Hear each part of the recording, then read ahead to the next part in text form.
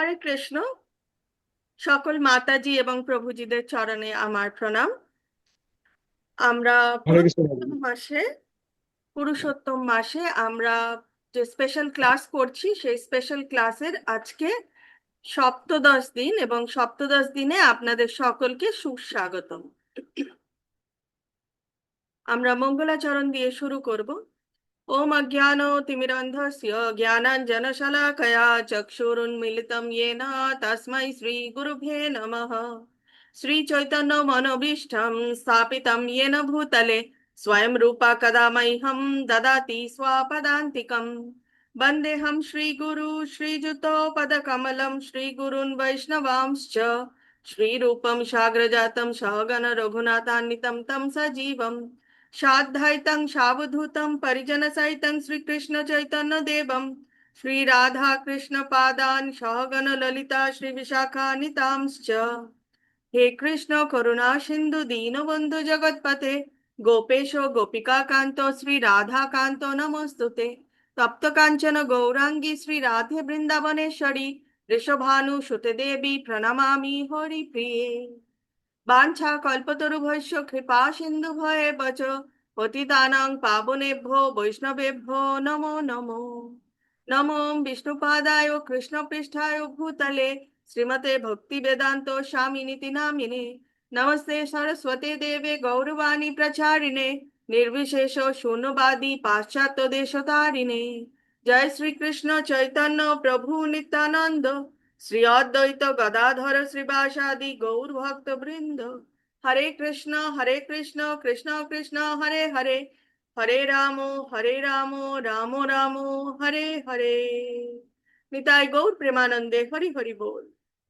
श्रीला प्रभुपाद की जय, श्रीला गुरु महाराज की जय, गुरु परंपरा की जय, पुरुषोत्तम मास की जय। हरे कृष्ण। তো পুরুষোত্তম মাসে আমরা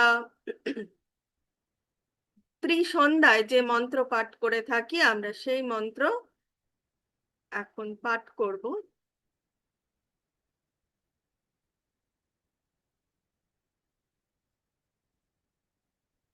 আমি আনমিউট অপশন অন করছি, আপনারা আনমিউট করে আমি বলবো, তারপরে আপনারা রিপিট করবেন। হরে কৃষ্ণ। गोवर्धनधरं वन्दे गोपालं गोपरूपिणम्। गोवर्धनोधरं धरम वन्दे वन्दे गोपालं गोपालम् गोपारूपिणाम्। गोकुलोत्सवमेशानं गोविन्दं गोपिकाप्रियम्। गोकुलोत्सव में ईशानं गोकुलसमेतम् गोविन्दं गोविन्दगोपिकाप्रियम् गोपिकाप्रियम्। वन्दे नवघनश्यामो द्विभुजं मुरलीधरम्। वन्दे वन्दे नवघनश्यामो द्विभुजं मुरलीधरम्। पीताम्बरधरं देवं शारदां पुरुषोत्तमम्। पीताम्बरधरं पीताम्बरोधारं देवं सारदं शारदं पुरुषोत्तमम्। गोवर्धनधरं वन्दे गोपालं गोपरूपिणम्। गोवर्धनोधरं गोवर्धनोधरं वन्दे वन्दे गोपालमो गोपालगोपरूपिणम् गोपारूपिणाम्। गोकुलोत्सवमेशानं गोविन्दं गोपिकाप्रियम्। गोकुलोत्सवो में ईशानं गोविन्दं गोपिकाप्रियम्। वन्दे नवघनश्यामो द्विभुजं मुरलीधरम्। वन्दे वन्दे नवघनश्यामो द्विभुजं मुरलीधरम्।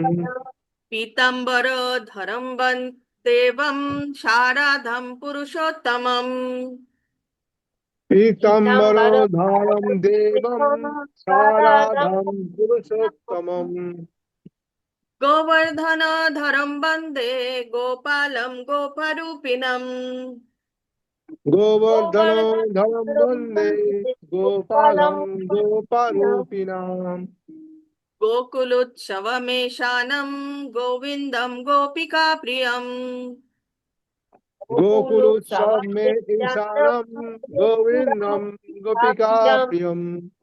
বন্দে নব ঘন শ্যাম দ্বিভুজম মুরলীধরম বন্দে বন্দে নব নবঘনশ্যাম দ্বিভুজম মুরলীধরম পীতম্বর ধরম দেবম শারদম পুরুষোত্তমম পীতাম্বর পীতাম্বর ধারম দেবম ধারম শারদম পুরুষোত্তম। পুরুষোত্তমম। হরে কৃষ্ণ। হরে কৃষ্ণ।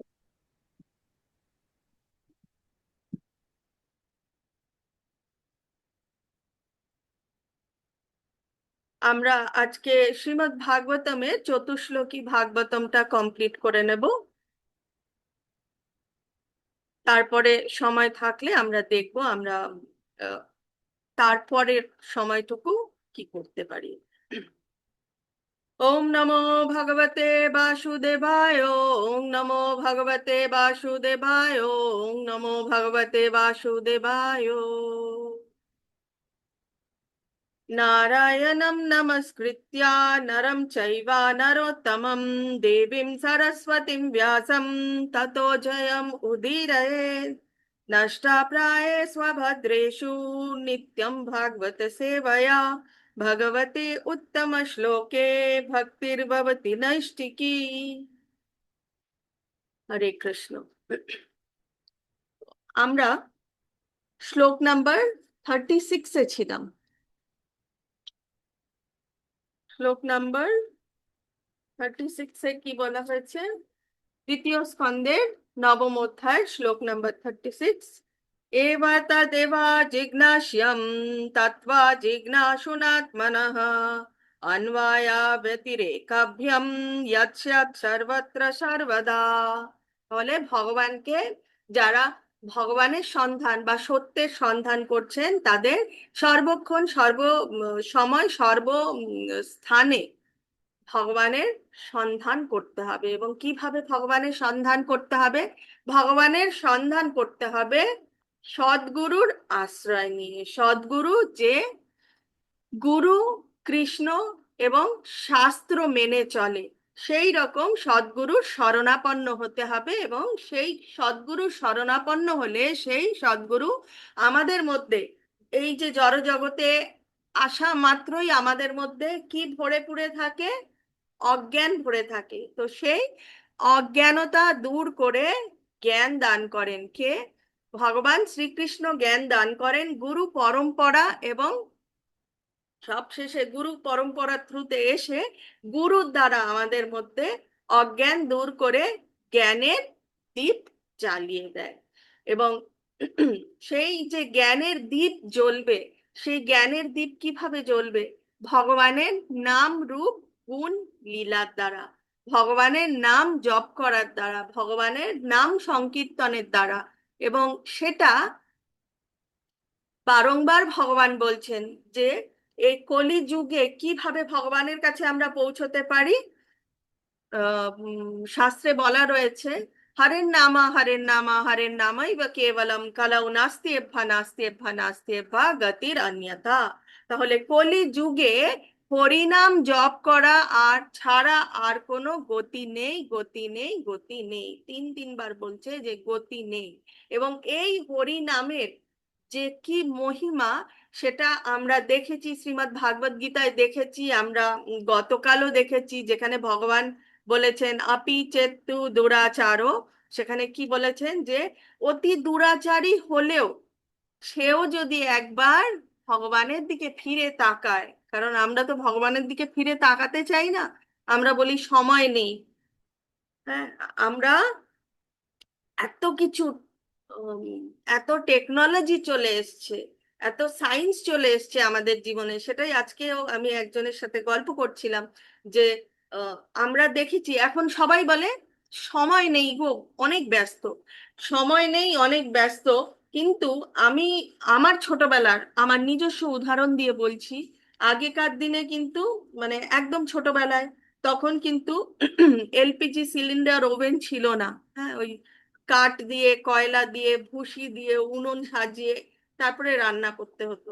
এবং রান্না করার সময় মিক্সি ছিল না, তো হাতে মশলা বেটে রান্না করা হতো।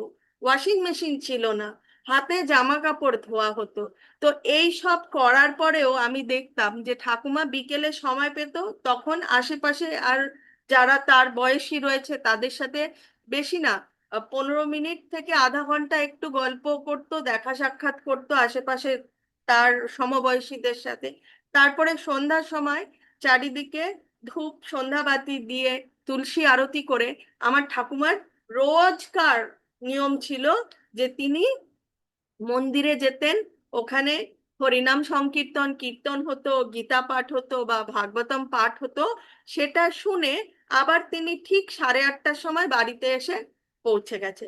কিন্তু আজকের ডেটে আমাদের কাছে এত টেকনোলজি রয়েছে, মিক্সি রয়েছে, ওয়াশিং মেশিন রয়েছে, আম, একটা মানে নব ঘোরালেই কিন্তু আমরা আগুন পাচ্ছি, সেই কয়লার উনুন ভুসি কাঠ হেন তেন এইসব দিয়ে সাজাতেও হয় না, কিন্তু তাও আমরা সময় পাই না।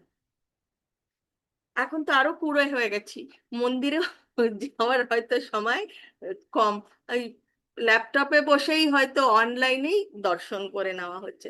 তো এটাই হচ্ছে কথা, যে যত সময় যাচ্ছে না তত মানে আহ, একে তো কলিযুগ, আমরা কলিকালে আমরা সবাই কিন্তু শূদ্রের মতন জন্ম গ্রহণ করছি।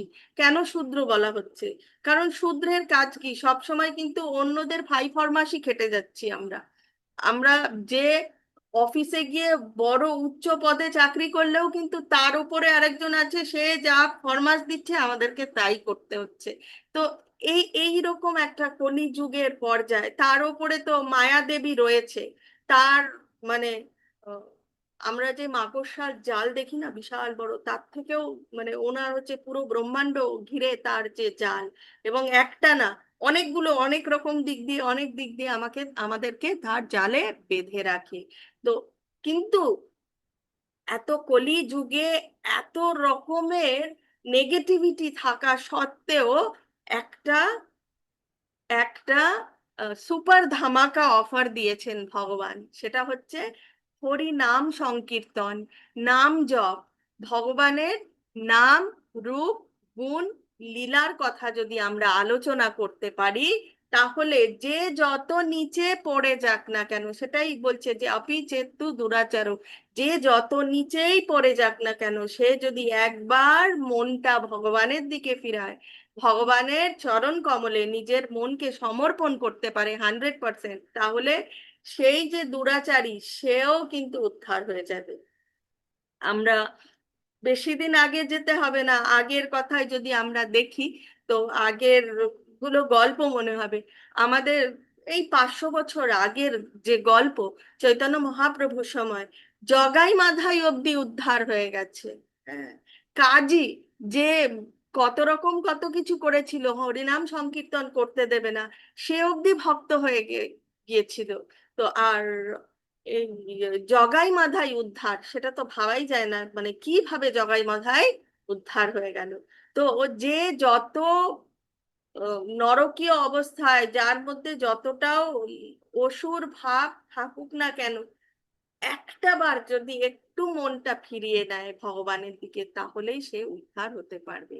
তো সেটাই, সেই কথাই দুর্বাসা মুনিও তার সমর্থনে বলেছেন মুচ্ছেতা ইয়ান্না মান্যু দিতে নরকোপি। তো সেখানে বলছেন কেবলমাত্র ভগবানের দিব্য নাম কীর্তন করার ফলে নারকীয়রাও নরক যন্ত্রণা থেকে মুক্তি লাভ করতে পারে। তাই একই কথা শ্রীমদ্ ভাগবতে আহ সুখদেব গোস্বামী সিদ্ধান্ত স্বরূপ পরীক্ষিত মহারাজকে বলেছেন এতান নির্বিদয়ামানানম ইচ্ছাতম আকুটো ভয়ম যোগিনাম নৃপা নিমিতম হরের নামানুকীর্তনম। তো সব জায়গায় আমরা দেখব হরের নামা। তো এখানে হরের নামা বলতে কি বলা হচ্ছে? ভগবান শ্রীকৃষ্ণের নাম, হরি নাম সংকীর্তনের কথাই বলা হচ্ছে।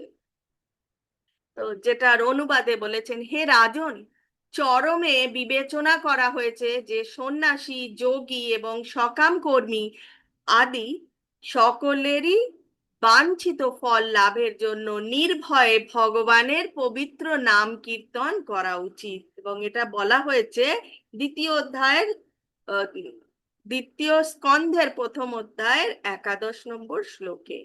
তেমনি শাস্ত্রে বিভিন্ন স্থানে পরোক্ষভাবে ইঙ্গিত করা হয়েছে। কি ইঙ্গিত করা হয়েছে? সেখানে ইঙ্গিত করা হয়েছে সমস্ত বেদ এবং সমস্ত শাস্ত্রে পারঙ্গত হওয়া সত্ত্বেও কেউ যদি পরমেশ্বর ভগবানের ভক্ত না হয় তাহলে তাকে নরাধম বলেই বিবেচনা করা হয়। তাহলে ভগবানের ভক্ত না হলে তাকে নরাধম বলে বিবেচনা করা হয়। অতএব আমরা নরাধম এবং নরাধম হয়ে নরকে যদি না যেতে চাই তাহলে আমাদেরকে ভগবানের চরণে নিজেদেরকে সমর্পণ করতে হবে। গরুড় পুরাণে, বৃহন্নারদীয় পুরাণ এবং পদ্ম পুরাণে এই উক্তিরই পুনরাবৃত্তি করা হয়েছে। ভগবত ভক্তিবিহীন ব্যক্তির বৈদিক জ্ঞান এবং তপশ্চর্যার প্রয়োজন কি?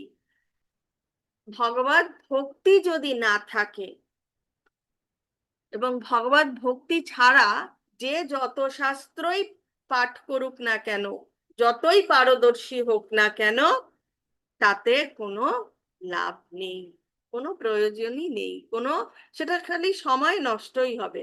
অতএব ভক্তির দ্বারা অধ্যয়ন করতে হবে। একজন ভগবত ভক্তের সঙ্গে কি হাজার হাজার প্রজাপতিরও তুলনা করা যায় না। সুখদেব গোস্বামী বলেছেন, দ্বিতীয় স্কন্ধের 4th অধ্যায়ের 17 শ্লোকে বলেছেন যে ভগবানের সেবায় যুক্ত হওয়া ব্যতীত তপস্বী, দানশীল, যশস্বী, মনস্বী, মন্ত্রবিদ ও অন্য যে কোনো সদাচারী ব্যক্তি তাদের বাঞ্ছিত ফল লাভ করতে পারে না। তো যে যত বড়ই কিছু হয়ে যাক না কেন, যশস্বী, তপস্বী, মনস্বী, মন্ত্রবিদ, ঠিক আছে, সে কিন্তু তার যে আসল লক্ষ্য সেই লক্ষ্যে কখনোই পৌঁছতে পারে না। স্বর্গ থেকেও মহামান্বিত স্থানে যদি বৈকুণ্ঠনাথ পরমেশ্বর ভগবান অথবা তার শুদ্ধ ভক্তের মহিমা কীর্তন না হয় তাহলে সেই স্থান তৎক্ষণাৎ পরিত্যাজ্য। তো বলা হয়েছে যে এই 14টি লোকের মধ্যে যেখানেই ভগবানের নাম সংকীর্তন হচ্ছে সেখানে থাকা উচিত, এবং যেখানে ভগবানের নাম রূপ গুণ লীলার কথা, ভগবানের কথা না হচ্ছে সেখান থেকে সেই জায়গাটা ত্যাগ করাই ভালো। ভগবানের শুদ্ধ ভক্ত ভগবানের সেবায় যুক্ত হওয়ার জন্য 5 প্রকার মুক্তি গ্রহণ করেন না। কেন বলা হয়েছে 5 প্রকার মুক্তি গ্রহণ করেন না? ভগবানের শুদ্ধ ভক্ত সে কি চায়? সে অনেক রকমের মুক্তি আছে, 5 রকমের মুক্তি আছে। আমরা আগামীর ক্লাসে একদিন ডিটেলসে সেই 5 রকমের মুক্তি কথা জানবো। তো 5 রকমের মুক্তি বলতে এক ধরনের মুক্তি হচ্ছে যে ভগবানের সাথে মিলিয়ে যাওয়া, আরেক ধরনের মুক্তি হচ্ছে ভগবানের সাথে থাকা, ভগবানের মতন ভগবানের যে গুণগুলো রয়েছে সেই একই গুণ নিজের মধ্যে থাকা। তো অনেক রকমের মুক্তি রয়েছে, কিন্তু যারা ভগবানের ভক্তির পথে চলে, ভগবানকে ভক্তি, শ্রদ্ধা এবং প্রেমের দ্বারা ভালোবাসে, তারা কোনো রকমই মুক্তি চায় না। তারা চায় যে ভগবান আমি যেখানেই থাকি না কেন তুমি আমাকে এখন বা এর পরে বা পরের মুহূর্তে, পরের বছর বা পরের জন্মে যেখানেই রাখো না কেন, আমি একটাই প্রার্থনা করি, আমি যেখানে যখন যেইভাবেই থাকি না কেন আমি যেন আপনার সেবায় লাগতে পারি। এইটুকুই একজন ভক্ত চায়, তিনি অন্য কোনো রকম মুক্তির আশা করেন না। তাই চরম সিদ্ধান্ত হচ্ছে যে সর্বদা এবং সর্বত্র ভগবানের মহিমা কীর্তন করা অবশ্যই কর্তব্য। ভগবানের মহিমা শ্রবণ করা উচিত। কীর্তন করা উচিত এবং স্মরণ করা উচিত, কেননা সেটি হচ্ছে জীবনের সর্বশ্রেষ্ঠ সিদ্ধি।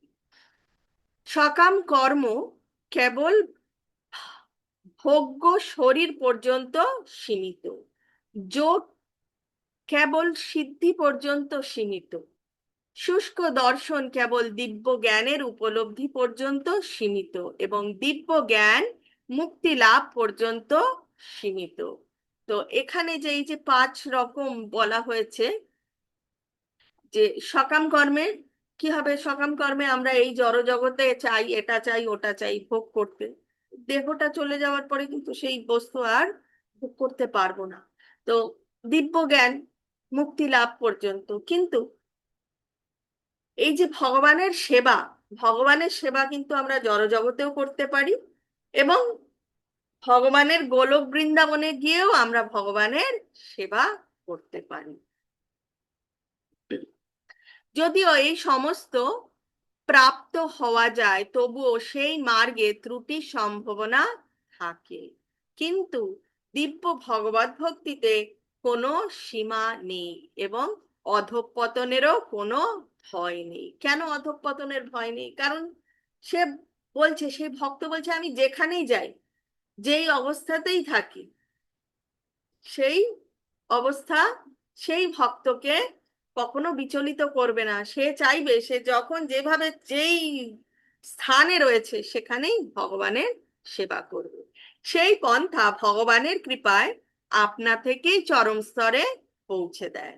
ভগবত ভক্তির প্রাথমিক স্তরে আপাত দৃষ্টিতে জ্ঞানের আবশ্যকতা রয়েছে, তো একটুখানি জ্ঞানের আবশ্যকতা রয়েছে, কিন্তু উন্নত স্তরে এই প্রকার জ্ঞানের কোনো প্রয়োজনীয়তা থাকে না।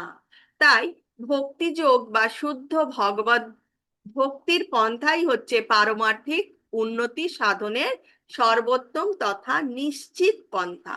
তো যে ভগবত ভক্তির পথে চলবে সে নিশ্চিন্ত, সে পৌঁছতে পারবেই ভগবানের কাছে। কখনো কখনো নির্বিশেষবাদীরা শ্রীমদ্ ভাগবতের এই 4টি শ্লোক নিষ্পেষণ করে বা নিংড়ে তাদের মতবাদের অনুকূল ব্যাখ্যা করে, কিন্তু সাবধানতার সঙ্গে বিবেচনা করা উচিত যে এই 4টি শ্লোক ভগবান স্বয়ং বর্ণনা করেছেন এবং তাই ভগবান সম্বন্ধে কোনো রকম জ্ঞানবিহীন যে নির্বিশেষবাদী তাদের এখানে প্রবেশ করার কোনো সম্ভাবনা নেই। কারণ নির্বিশেষবাদীরা তারা ভগবানকে ভগবান বলে মানেন না, তারা খালি সেই পরম ব্রহ্ম বা ব্রহ্মনের ওপরেই তারা ধ্যান করেন। ভগবানের যে আকার আছে, ভগবানের যে রূপ আছে, সেই সব তারা মানতে চায় না। অতএব তারা কিন্তু কিছুতেই ভগবত ধামে পৌঁছতে পারবে না। তারা হয়তো কোনো এক সময় গিয়ে সেই ব্রহ্মণে মিলিয়ে যাবেন, কিন্তু ভগবত ধামে গিয়ে ভগবানের সঙ্গ পেতে পারবে না, তারা ভগবানের সেবাও করতে পারবে না। তাই নির্বিশেষবাদীরা সেগুলি নিংড়ে যে অর্থই বার করুক না কেন, তাদের সেই ব্যাখ্যা কখনোই ব্রহ্ম সম্প্রদায়, এখানে ব্রহ্ম সম্প্রদায় বলতে আমাদের যে সম্প্রদায় ব্রহ্ম মাধব গৌড়ীয় সম্প্রদায়ের কথা, এখানে সেই পরব্রহ্মের কথা কিন্তু বলা হচ্ছে না, এখানে ব্রহ্ম মাধব গৌড়ীয় সম্প্রদায়ের কথা বলছে। সেই সম্প্রদায়ের পরম্পরায় দীক্ষিত ব্যক্তি দ্বারা স্বীকৃত হবে না। আর তাছাড়া শ্রুতিতে প্রতিপন্ন করা হয়েছে যে পরম সত্য পরমেশ্বর ভগবান কখনো নিজেকে জ্ঞান মধ্যে মত্ত ব্যক্তির কাছে প্রকাশ করেন না। শ্রুতি মন্ত্রে স্পষ্টভাবে বলা হয়েছে, কঠোর উপনিষদে বলা হয়েছে, নয়াম আত্মা প্রবাচনে নয়নাত্মা প্রবাচনে না লভ্যো না মেধয়া না বহুদা শ্রুতেনা यमे वैशा प्रीणुते तेन लभ्यस्तस्यै स आत्मा विवृणुते तानुं स्वम्। ভগবান স্বয়ং সবকিছুর বিশ্লেষণ করেছেন এবং যারা ভগবানের সবিশেষ রূপ পর্যন্ত পৌঁছতে পারেনি, তারা গুরু শিষ্য পরম্পরায় অন্তর্ভুক্ত ব্যক্তি ভাগবত কর্তৃক শিক্ষিত না হয়ে শ্রীমদ্ ভাগবতের তাৎপর্য হৃদয়ঙ্গম করতে পারে না। তো এখানে সেই একই কথা বলা হয়েছে, যে বলছে যে কোনো নির্বিশেষবাদী কিন্তু শ্রীমদ্ ভাগবতম, শ্রীমদ্ ভাগবত গীতা মুখস্থ করে নিতে পারে, খুব সুন্দরভাবে শ্লোক বলতেও পারে, কিন্তু তাতে কি হবে, সে শুধু ওইটুকুনি বলতে পারবে, পাঠ করতে পারবে সুন্দর করে, তার বিশ্লেষণ করতে পারবে, কিন্তু তার যে গভীর তত্ত্ব, তার মধ্যে যে ভগবত তত্ত্ব রয়েছে, সে কিছুতেই বুঝতে পারবে না। কারণ তিনি যেই গুরু শিষ্য পরম্পরার মধ্যে হয়তোবা নেই, হয়তোবা আছে, তাদের ব্রহ্ম মানে যারা নির্বিশেষবাদী সেই পরম্পরায় রয়েছে, কিন্তু তারা ভগবানের নাম রূপ গুণ লীলার কথা যে রয়েছে, সেটার যে সেটাও যে জরুরি, সেটা তারা কিছুতেই বুঝতে পারে না। অতএব তারা কিছুতেই মানে পাঠ করে যাবে, খুব সুন্দর মুখস্থ করবে, খুব সুন্দর সুর দিয়ে তারা বলতে পারবে, কিন্তু এর ভেতরের যে গভীর তত্ত্ব, সেটা কিন্তু তারা কখনোই বুঝতে পারবে না। হরে কৃষ্ণ। তাহলে আমাদের চতুশ্লোকী ভাগবতম এখানেই সম্পূর্ণ হলো। এখন দেখি যদি আমরা জগন্নাথ অষ্টকম করতে পারি।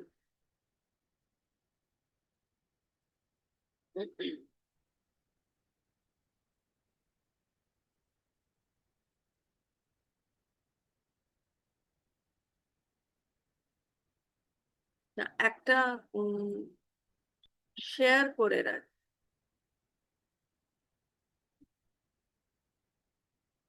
একটা ছোট্ট ইনফরমেশন।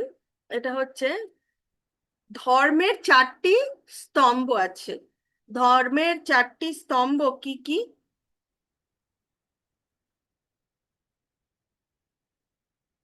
বাংলাতে নেই।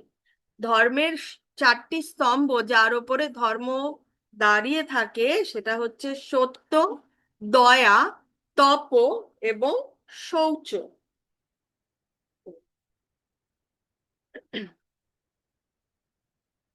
এখানে সত্য বলতে আমরা বুঝি, কি বুঝি? সততা,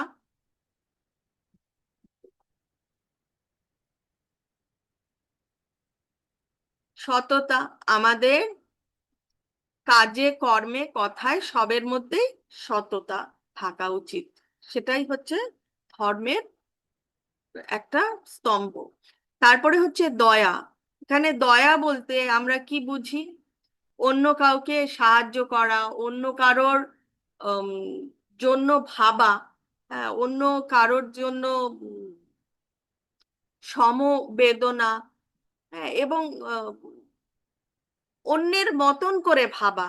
যেখানে আমরা দেখেছি ভক্তরা ভক্তরা সবসময় কি চায়, ভক্তরা চায় যে অন্য আরেকজন ভক্তকে কিভাবে সে সাহায্য করবে। তো এটা খুব দরকার, এটা কিন্তু একটা গুণ, ভক্তদের মধ্যেই একমাত্র সেটা দেখা যায়। তারপরে তপ। তপ বলতে এখানে কিছু মানে তপস্যা, তপস্যা কত রকমের হয় আমরা দেখেছি ভাগবত গীতায়। আমরা দেখেছি কায়িক তপস্যা, বাচিক তপস্যা, মানসিক তপস্যা। তারপরে এবং এই এই যে কায়িক, বাচিক এবং মানসিক তপস্যা, সেগুলো কিভাবে আমরা ডিটেলসে ভগবত গীতায় দেখেছি। সেই তপস্যাও হচ্ছে ধর্মের একটা স্তম্ভ। তারপরে রয়েছে শৌচ। শৌচ বলতে এখানে পরিষ্কার পরিচ্ছন্নতা। এখানে শুধু স্নান করে পরিষ্কার হলে হবে না, মনের দিক দিয়েও পরিষ্কার হতে হবে, চিন্তা ভাবনার দিক দিয়েও আমাদেরকে পরিষ্কার হতে হবে। তার মানে আমাদের বাইরের দিক দিয়ে আমাদের শরীরটাকেও পরিষ্কার রাখতে হবে, এবং ভেতরে মন এবং চিন্তা এটাও পরিষ্কার রাখতে হবে। কিন্তু আমরা তো কলিযুগে রয়েছি, তো এই 4টে ধর্মের যেই 4টে স্তম্ভ, এই 4টে স্তম্ভ সচরাচর কিন্তু দেখা যায় না। আমরা যদি নিজেরাই চিন্তা করার চেষ্টা করি যে সবগুলো কি আমরা মেনে চলতে পারি? আমরা না, আমরা কলিযুগের মানুষ, আমাদের মধ্যে প্রচুর প্রচুর প্রচুর রকমের মলিনতা রয়েছে, এবং সেটার জন্য কি হয়, সেটার জন্য আমরা অনেক সময় নিজেরা নিজেদের নিয়ম কানুনও বের করার চেষ্টা করি। তো সেটা করা ঠিক নয়। এবং আমরা যদি মানে ওভারঅল দেখার চেষ্টা করি, তো এই কলিযুগে কিন্তু ধর্মের যে চারটে স্তম্ভর মধ্যে শুধু একটা স্তম্ভর ওপরে কলিযুগ দাঁড়িয়ে আছে। এখানে শৌচ নেই। এখানে এখন আমরা দেখতে পারি মানুষ মুখে এক বলছে, ভেতরে আর এক চিন্তা করছে। তো সেই পরিষ্কার পরিচ্ছন্নতা ভেতরে নেই, উপরে দেখানোর জন্যই কিন্তু শুধুমাত্র রয়ে গেছে। শৌচ চলে গেছে, তপও তপও চলে গেছে কলিযুগের মানুষদের মধ্যে। আগে কত কত কত রকমের তপস্যা করা হতো, সেই সবও চলে গেছে। এখন